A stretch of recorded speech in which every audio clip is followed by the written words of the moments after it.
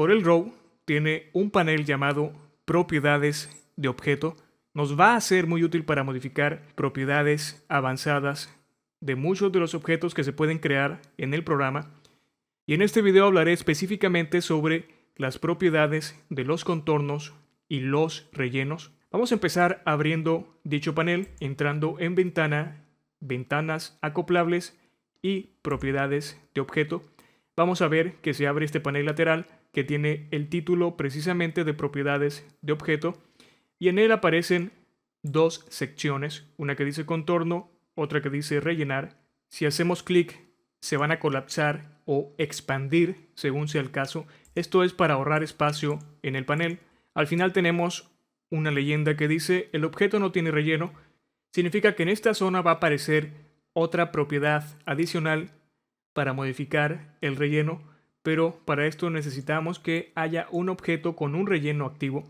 Nota además que al crear este rectángulo aparecieron propiedades nuevas, esta que dice precisamente rectángulo, donde podemos modificar alguna de las propiedades que ya vimos en un video anterior, pero de las cuales no hablaré ahora porque, como dije en un principio, únicamente hablaré de contorno y relleno. Si agrego un color de relleno, vemos que aparece lo que te decía, una nueva sección para modificar el relleno. Lo que te voy a explicar ahora son las propiedades del contorno, así que me voy a enfocar en esa zona.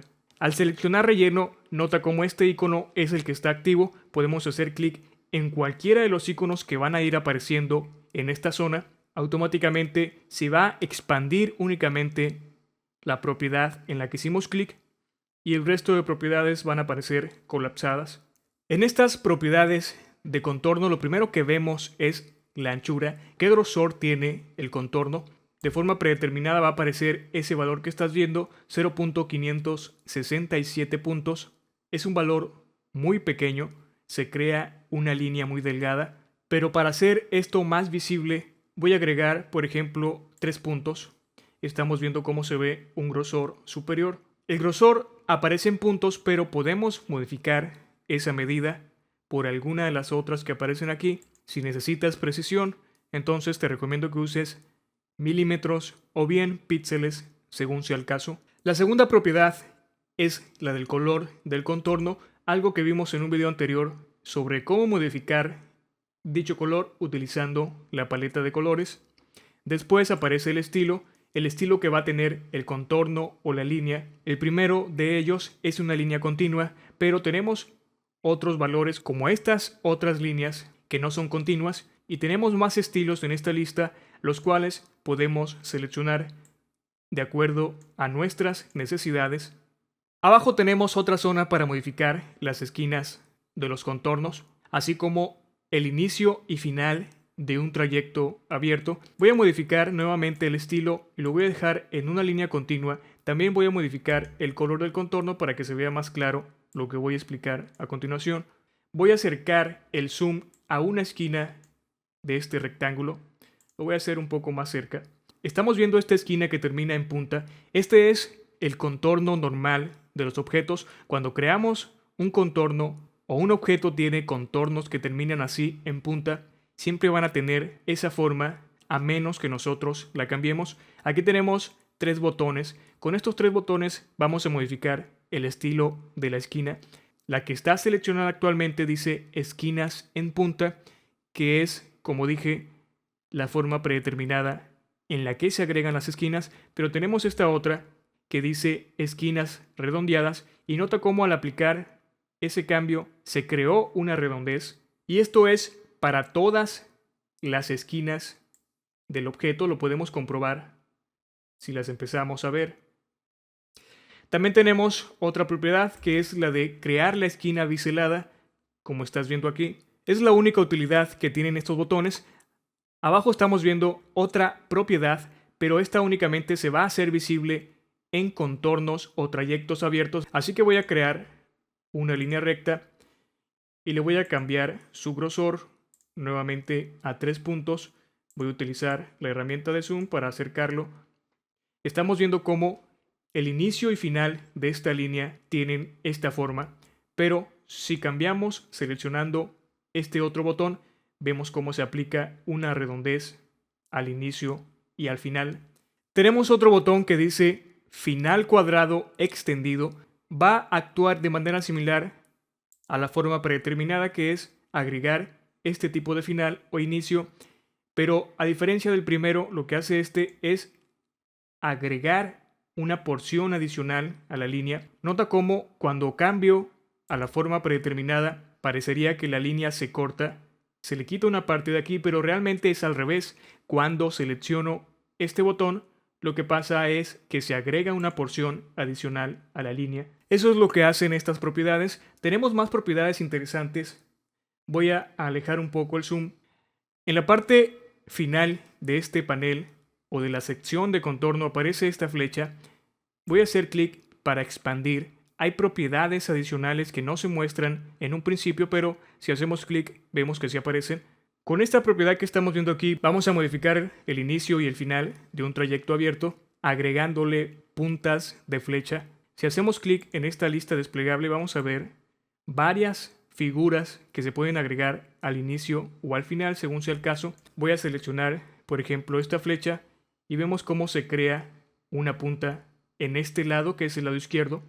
Del lado derecho podemos hacer lo mismo e inclusive agregar algo diferente. Voy a agregar esta otra y estamos viendo cómo se ha agregado esa flecha. Es lo único que hace esto de las puntas de flecha. Sin embargo, como puedes ver, hay infinidad de diseños que podemos seleccionar para el final o el inicio de los contornos. Las puntas de flecha obviamente van a ser útiles para señalar algo en el diseño o simplemente para crear una flecha. Estas son las propiedades que considero más importantes, así que no te voy a mencionar las otras. Incluso puedes experimentar con ellas para ver qué es lo que pasa. Voy a hablar ahora de las propiedades de relleno. Voy a eliminar esta línea, voy a alejar un poco el zoom y voy a colapsar donde dice contorno y me enfocaré ahora en relleno. Voy a seleccionar el rectángulo para que aparezcan las propiedades del mismo, propiedades de relleno. Como vimos en un video anterior, aquí están todas las formas posibles para aplicar relleno a un objeto. Como puedes ver, lo único que vas a tener que hacer es seleccionar precisamente qué tipo de relleno quieres agregar al objeto, o bien, si quieres que no tenga relleno, haces clic en esta X. Voy a suponer que quiero un relleno degradado. Estamos viendo aquí estos 4 iconos para seleccionar el tipo de relleno degradado, que son lineal, radial, cónico y cuadrado. Voy a seleccionar, por ejemplo, radial y estamos viendo aquí que me pregunta de qué color a qué color quiero aplicar ese degradado. Puedo seleccionar un color diferente desde aquí a otro color diferente. Esta es la barra para modificar el punto medio de los colores, qué tanto se va a expandir un color hacia el otro. Igual que la sección de contorno, hay más opciones ocultas aquí. Estamos viendo, por ejemplo, esto de los ejes X y Y, que es para modificar el centro desde donde inicia, en este caso, este tipo de relleno, porque dependiendo del relleno que seleccionemos, vamos a ver propiedades activas o no. Voy a modificar estos valores y vamos a ver cómo se mueve el centro. Podemos hacerlo mediante estos triángulos o bien introducir directamente el valor.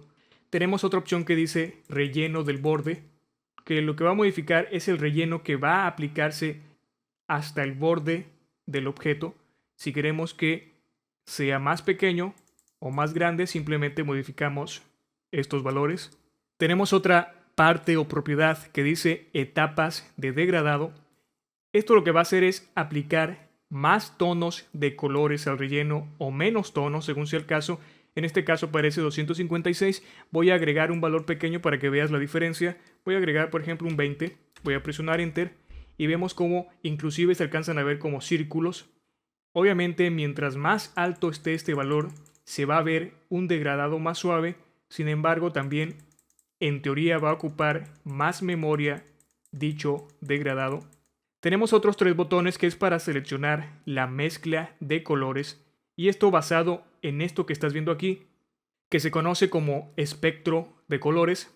El lineal es el que aparece de forma predeterminada, pero tenemos este otro que dice hacia la izquierda y vemos que gráficamente aparece aquí como una línea.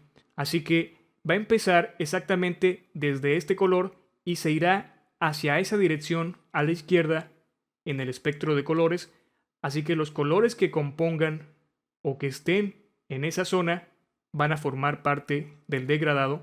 En este caso es hacia la izquierda, así que como el color inicial es este y empieza en este punto y el final termina en este otro, lo que avanza para crear el degradado es esta zona, pero si lo hacemos a la inversa vamos a ver lo que sucede y vemos gráficamente lo que ha hecho, está avanzando de forma contraria hasta llegar al color final, que es este.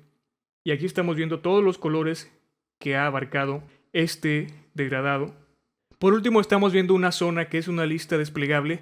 Aquí lo que vamos a ver son rellenos degradados predefinidos ya creados en Corel y lo único que vamos a hacer nosotros es clic para seleccionarlos. Por ejemplo, voy a seleccionar este que dice cilindro azul y vemos lo que hace. Aplica automáticamente un relleno degradado y que en teoría agrega el efecto del nombre que tiene. En este caso, como de un cilindro, estamos viendo cómo aparecen los diferentes colores que están siendo utilizados en este degradado, los cuales podemos modificar. Nuevamente, como te mencioné cuando hablé sobre las propiedades de los contornos, te voy a recomendar que tú experimentes con todas las opciones que estás viendo para que descubras para qué son útiles.